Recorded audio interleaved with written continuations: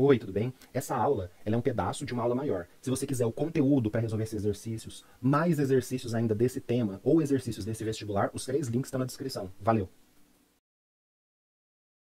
Vestibular 2010 da Unesp.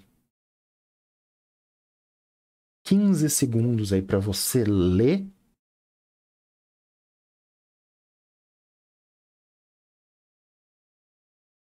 Certo. Então a chave, né, considerando as informações das figuras, é correto afirmar que a sucata é constituída por uma, então, aqui chumbo, estanho, e aqui eu tenho uma mistura de chumbo com estanho.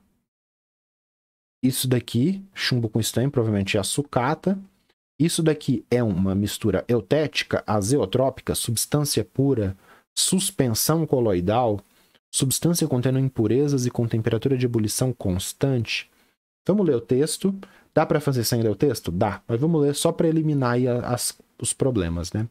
No campo da metalurgia, é crescente o interesse por processos de recuperação de metais, pois é considerada a economia de energia entre os processos de produção e de reciclagem, além da redução significativa do lixo metálico.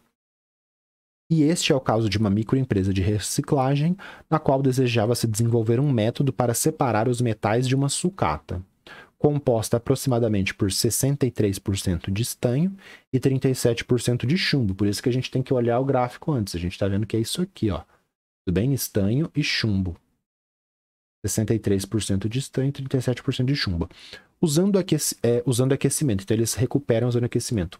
Entretanto, não se obteve êxito nesse procedimento de separação. Para investigar o problema, foram comparadas as curvas de aquecimento para um dos metais isoladamente com daquela mistura. Então, aqui é a curva só do chumbo, curva só do estanho e a curva da sucata, que é essa mistura de chumbo com estanho. Todas obtidas nas mesmas condições de trabalho, né? Mesma condição de trabalho, mesma massa, mesma situação, mesma pressão. Beleza. Então, não deu certo, mas o que a gente tem que entender? Essa mistura, isso daqui, né? Tá escrito que é uma mistura. Você vai falar que é uma substância pura? Não, então você já elimina C. Tudo bem? Porque não tem como ser uma substância pura. Então a gente já elimina C. Beleza. Eu sei que é uma mistura. Qual que é a característica das misturas comuns?